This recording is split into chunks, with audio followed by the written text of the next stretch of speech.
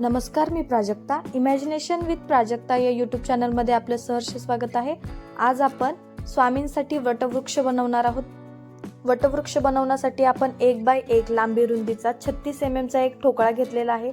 त्या ठोकळ्याला आपण एका साईडने गोलाकार असा आकार दिलेला आहे आणि जी पाठीमागची बाजू आहे त्या पाठीमागच्या बाजूवरती आपण ड्रिलच्या सहाय्याने 3 होल पाडलेले आहेत आणि त्या होलमध्ये आपल्याला जास्त प्रमाणात तारा फिक्स करून घ्यायच्या आहेत आणि तारांची उंची जी आहे ती जास्त ठेवायची आहे, जेणेकरून त्या तारांमध्ये आपल्याला झाडाचा बुंदा आणि फांद्या दोन्ही व्यवस्थित बनतील.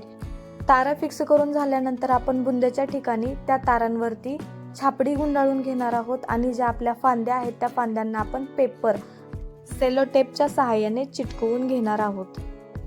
त्यानंतर बॉम्बे क्लेचा वापर करून आपल्याला झाडाचा बुंदा किंवा त्याचा कठडा असेल तर त्याला एकदम व्यवस्थित शेप देऊन घ्यायचा आहे. तुम्ही व्हिडिओमध्ये पाहू शकता की आपण बॉम्बे क्लेचा वापर करून झाडाला कसा व्यवस्थित शेप दिलेला आहे. शेप देऊन झाल्यानंतर आपण ब्रश जो आहे तो पाण्यात बुडवून त्याने फिनिशिंग करून घ्यायची आहे. नंतर आपण झाडांचा बुंदा व फांद्यांसाठी ब्राऊन कलर आपण यूज केलेला आहे आणि तो ब्राऊन कलर आपण व्यवस्थित ब्रशच्या साहाय्याने देऊन घेत आहोत. नंतर जो कठडा आहे त्या कठड्यावरती ब्लॅक कलर त्यावरती पांढऱ्या कलरच्या सहाय्याने विटांचा आकार आपण दिलेला आहे. आता आपण डेकोरेशन स्टॉलमध्ये जे प्लास्टिक लीव्ज मिळतात ते प्लास्टिक लीव्ज आपल्या फांद्यांवरती आपण व्यवस्थित चिटकवून घेणार आहोत आणि जर ते लीव्ज चिटकत नसतील तर तुम्ही ते तारेच्या सहाय्याने व्यवस्थित बांधून घेऊ शकता.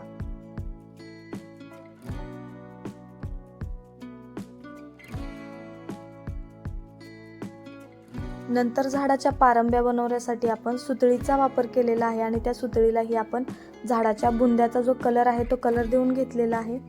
झाडाला अजून छान लुक येण्यासाठी आम्ही रेडीमेड ग्रास यूज केलेली आहे.